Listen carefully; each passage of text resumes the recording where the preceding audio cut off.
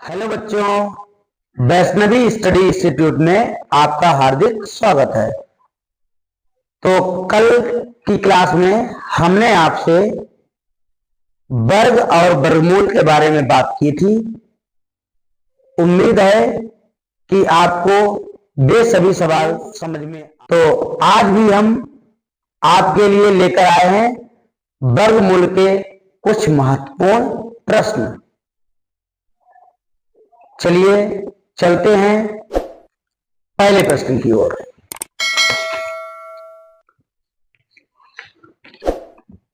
पहला प्रश्न आपका है, हल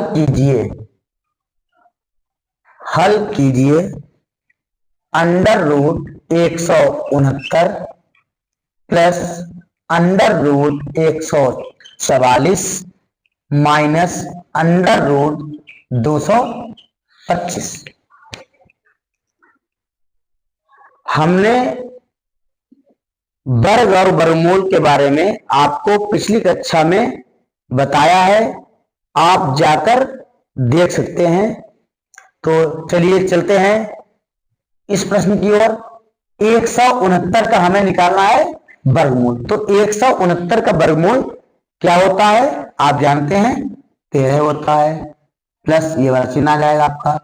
अब 144 का वर्गमूल कितना होता है? 144 का वर्गमूल होता है 12 होता है, फिर ये वाला चिन्ह आ जाएगा आपका माइनस का। अब आप 225 का वर्गमूल कितना होता है? यह होता है आपका 15। अब आप क्या करेंगे, जैसा कि हमने आपको सरलीकरण में बताया था कि पहले आप भाग करेंगे, फिर गुणा करेंगे, फिर जोड़ करेंगे और उसके बाद में घटाना करेंगे। तो इसमें और कुछ तो नहीं है, लेकिन जोड़ है और आपका घटाना है। तो पहले आप क्या करेंगे, प्लस करेंगे। आप 13 और 12 को जोड़ेंगे क्योंकि यही दो संख्याएं आपकी प्लस में हैं। तो 13 और 12 को जोड़ेंगे, आपका हो जाएगा 25 माइनस 15। अब आप 25 में से 15 को जब घटा देंगे तो आपका आ जाएगा 10। यह इस प्रश्न का सही उत्तर है। उम्मीद है यह प्रश्न आपको अच्छी तरह से समझ में आया होगा। तो सभी बच्चे वर्गमूल, घनमूल, वर्ग, घन को अच्छी तरह से याद कर लें, तो इस चैप्टर में आपको किसी प्रकार की कोई समस्या नहीं आएगी। चलते हैं अगले प्रश्न की ओर। अगला प्रश्न आपका 12 बटे under root 324 plus under root 144 बटे 18 को सरल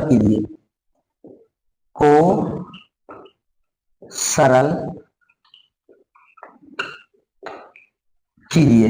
यह प्रश्न आपका है।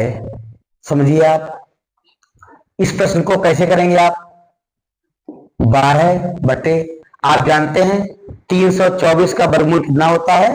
18 होता है, प्लस ये वाला चिन्ह आ जाएगा। 144 का वर्गमूल कितना होता है?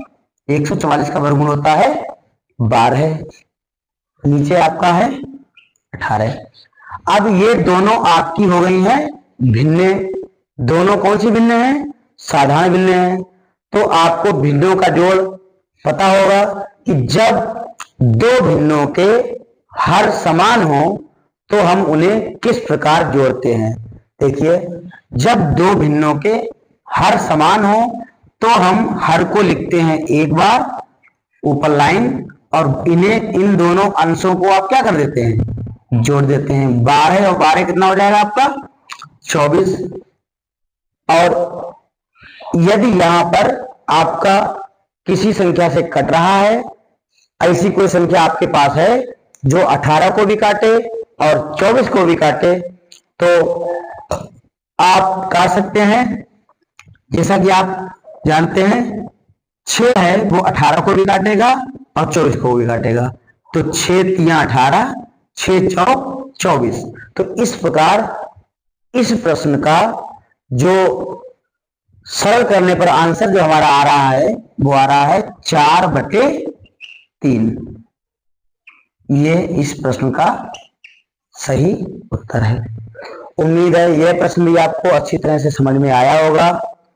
चलते हैं अगले प्रश्न की ओर।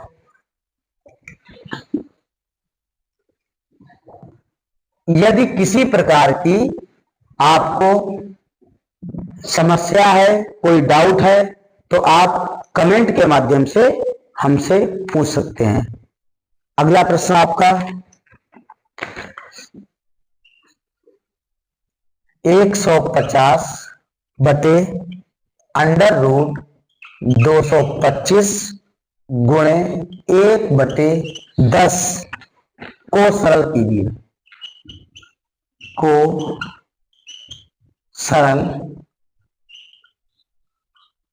कीजिए। यह प्रश्न आपसे पूछा गया है। चलिए देखते हैं इस प्रश्न को भी आप कैसे सॉल्व करेंगे। ऊपर है आपका 150/√225। 225 का वर्गमूल कितना होता है आप जानते हैं, 15 होता है, गुणे 1/10। ये हो गया आपका भिन्नों का गुणा। और हमने आपको अभी बताया कि भिन्नों के गुणा में जब कोई संख्या किसी से कट रही है तो आप काट सकते हैं, और जब कटना आपका बंद हो जाए तो ऊपर ऊपर की गुणा करते हैं और नीचे नीचे की गुणा करते हैं। तो 0 से आप 0 को काट सकते हैं, 15 एकम 15, 15 एकम 15। तो इस प्रकार नीचे भी आपका 1 है और ऊपर भी आपका 1 है। तो 1 एकम 1/1 एकम 1। जब ऊपर भी 1 हो और नीचे भी 1 हो तो आपका आंसर आता है 1। तो इस प्रश्न का यह उत्तर है। चलते हैं अगले प्रश्न की ओर।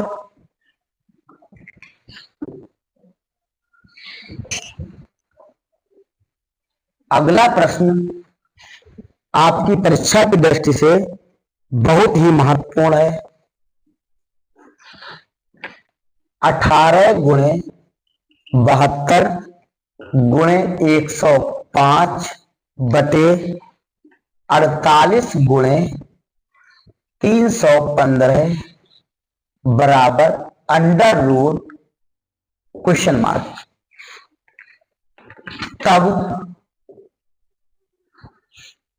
क्वेश्चन मार्क के स्थान पर क्या होगा? अब इस प्रश्न को आप किस तरह से हल करेंगे, चलिए देखते हैं। सबसे पहले हम इसमें यह देखेंगे कि कौन सी संख्या किस संख्या से कट रही है। तो आप देख रहे हैं कि 315 जो है वो 105 से कट जाएगा। 105 एकम 105 और 105 तिया 315। देखिए जब आप काटते हैं तो आप चाहे किसी भी संख्या से किसी संख्या को काटिए, आपका आंसर सेम आएगा। यदि हम काटेंगे तो हम अपने हिसाब से काटेंगे, आप काटेंगे तो आप अपने हिसाब से काटेंगे। ठीक है, जैसे आप काटें, काटने की कोई दिक्कत नहीं है, समझिए अब आप 3 से काटेंगे, 3 एकम 3 तिछा 18। फिर आप 6 से 48 को काट सकते हैं, 6 एकम 6, 6 अट्ठे 48। फिर आप 8 से 72 को काट सकते हैं, 8 एकम 8, 8 नेम 72। इस प्रकार आपका ये सब कट गया है और ऊपर केवल बचा है आपका 9 और बराबर ये आपका है क्वेश्चन मार्क यहां पर है। तो क्वेश्चन मार्क जिन प्रश्नों में बना हो वहां पर आप यक्स मान सकते हैं, आप यक्स मान सकते हैं। अब आप यक्स का मान कैसे निकालेंगे? जब एक तरफ संख्या में अंडर रूट ना लगा हो और एक तरफ संख्या में अंडर रूट लगा हो तो आप अंडर रूट को कैसे हटाएंगे? तो इसके लिए ये आपकी लेफ्ट हैंड साइड होती है, ये आपकी राइट हैंड साइड होती है। दायां पक्ष और बायां पक्ष। तो आप दोनों अंडर रूट को हटाने के लिए आपको इस प्रश्न में दोनों पक्षों में आपको वर्ग करना पड़ेगा। तो यहां पर लिखते हैं दोनों पक्षों में वर्ग करने पर, समझिए आप। अब हम 9 का वर्ग करेंगे बराबर अंडर रूट x का वर्ग करेंगे। तो आप जानते हैं कि 9 का वर्ग कितना होता है? 9 का वर्ग होता है कितना? 81 बराबर। अब यहां पर अंडर रूट देखेंगे तो किसी संख्या के ऊपर यदि अंडर रूट लगा है और ऊपर वर्ग है तो आप वर्ग से अंडर रूट को काट सकते हैं। तो ये आपका बचा है केवल x। इस प्रकार आपका x का जो मान आया है वो आया है 81। यही आपका इस प्रश्न का सही उत्तर है। चलते हैं अगले प्रश्न की ओर। उम्मीद यह है कि आपको यह प्रश्न भी बहुत अच्छी तरह से समझ में आया होगा। चलते हैं अगले प्रश्न की ओर।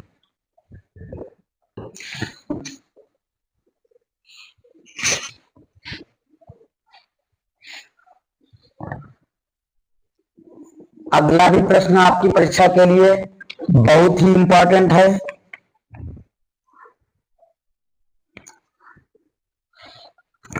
अगला प्रश्न जो है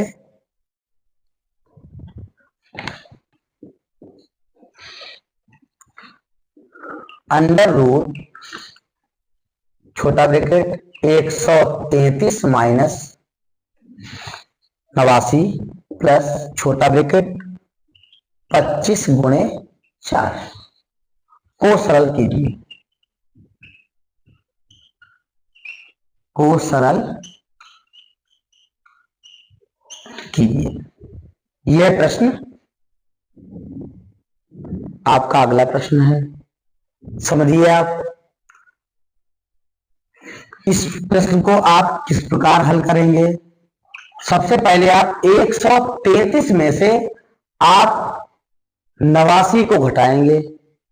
किस प्रकार घटाएंगे? यदि आपको इस तरह से घटाने में कोई समस्या हो रही है तो आप ऊपर नीचे करके घटा सकते हैं।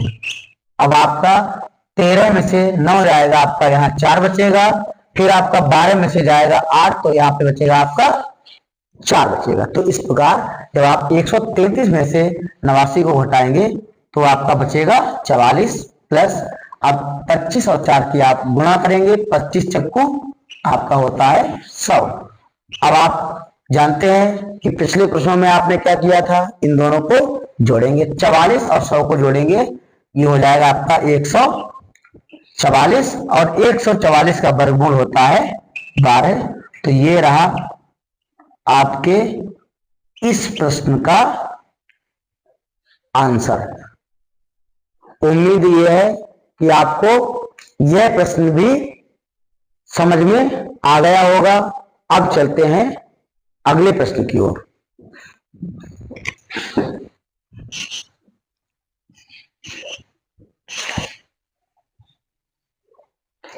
अगला प्रश्न भी आपकी परीक्षा की दृष्टि से बहुत ही इंपॉर्टेंट है। समझिए, अंडर रूट x बटे 16 बराबर 15/8। तो x का मान है, तो x का मान जो है वो क्या होगा। तो इस प्रश्न को आप किस प्रकार हल करेंगे, समझिए आप। सबसे पहले आप समझ लीजिए कि जिस चीज का मान हमें निकालना हो, चाहे x हो चाहे y हो, कुछ भी हो, यदि आपको x का मान निकालना है तो सबसे पहले आप x के साथ में जो कुछ भी है आप दूसरी साइड उसका पक्षांतर कर सकते हैं। देखिए किस प्रकार, इधर है आपका अंडर रूट x बटे 16, तो इधर आप सिंगल लिखेंगे अंडर रूट x बराबर का चिन्ह लगाएंगे। पक्षांतर की प्रक्रिया कैसे आप करेंगे उसे आप अच्छी तरह से इस सवाल के माध्यम से समझ सकते हैं। आपने अंडर रूट x लिखा, आपने बराबर चिन्ह लगाया और बराबर में जो संख्या लिखी होती है उसे हम सबसे पहले लिखते हैं। आपका ये हो गया 15/8। अब बात रही 16 की, तो 16 इधर आप जानते हैं भाग में है। कोई संख्या अगर बटे में होती है इसका मतलब ये वो संख्या आपकी भाग में है। तो इधर भाग में है तो बराबर के उस साइड जब उसका हम पक्षांतर करते हैं तो वहां पर चिन्ह जो है बदल जाते हैं। भाग वाली संख्या गुणे में जाती है, गुणे वाली संख्या भाग में आती है। देखिए आप, तो 16 इधर भाग में है तो इधर जाएगा आपका काहे में, गुणे में। और यहां से आप इसे काट सकते हैं, 8 एकम 8, 8 दूनी 16। तो इस प्रकार अंडर रूट x बराबर आपका आ गया 15 दूनी 30। अब फिर आपके लिए वही समस्या आ गई कि एक तरफ अंडर रूट लगा है और एक तरफ अंडर रूट नहीं लगा है और आपको x का मान निकालना है। तो आप फिर से वही करेंगे, दोनों पक्षों में वर्ग करने पर, दोनों पक्षों में वर्ग करने पर, दोनों पक्षों में वर्ग करने पर देखिए आप अंडर रूट x का वर्ग करेंगे बराबर आप 30 का वर्ग करेंगे। यह हम दोनों पक्षों में जो वर्ग करते हैं वो केवल अंडर रूट को हटाने के लिए किया जाता है। अब आप जानते हैं अंडर स्क्वायर से अंडर रूट आपका कट जाएगा, यहां पर बचेगा आपका x बराबर। अब आप जानते हैं कि 30 का जो वर्ग होता है वो होता है 900। तो इस प्रकार इस प्रश्न का आंसर हो गया है 900। तो उम्मीद है यह प्रश्न भी आपको समझ में आया होगा। चलते हैं अगले प्रश्न की ओर।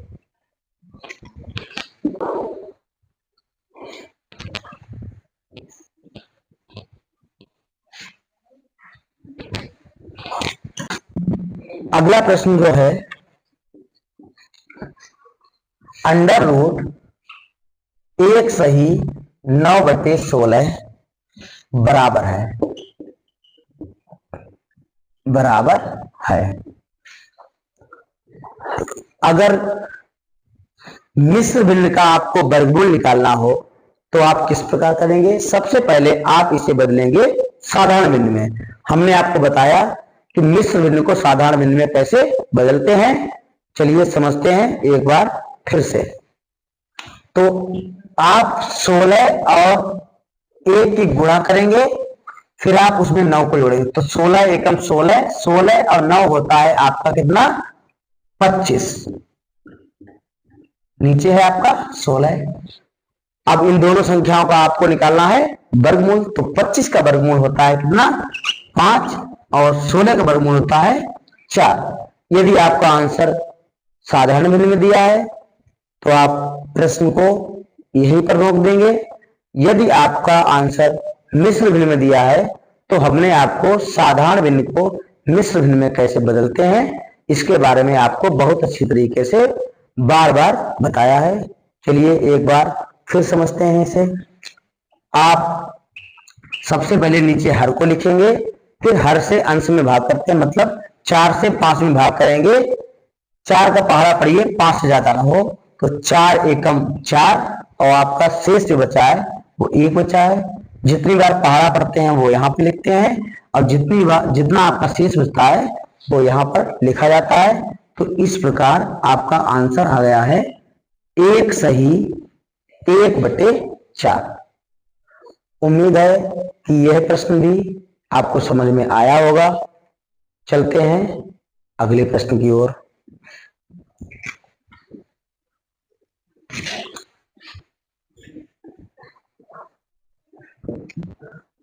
अब यह प्रश्न आज की क्लास का अंतिम प्रश्न होगा और बहुत ही महत्वपूर्ण प्रश्न है। तो लगातार आप बने रहिए। अगला प्रश्न आपका है,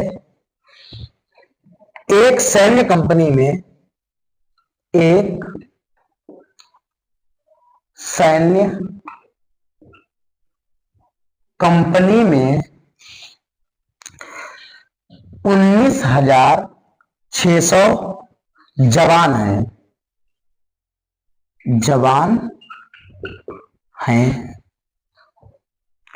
वे उतनी ही पंक्तियों में खड़े हो सकते हैं, वे उतनी ही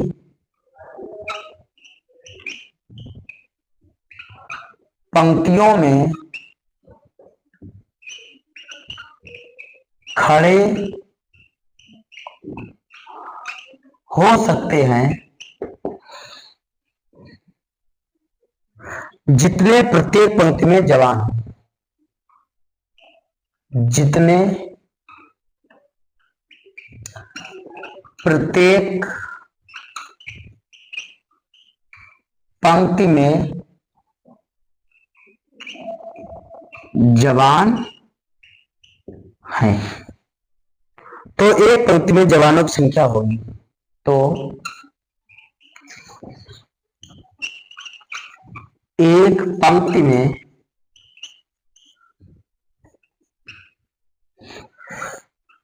जवानों की संख्या होगी,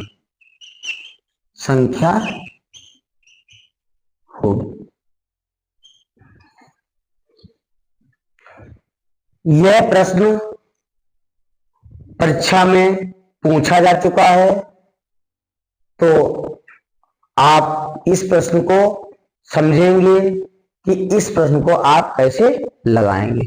सबसे पहले आप इस प्रश्न को जब पढ़ेंगे तो आप किस चीज पर ध्यान देंगे, समझिए कि ऐसे प्रश्नों में हमेशा हम निकालते हैं वर्गमूल।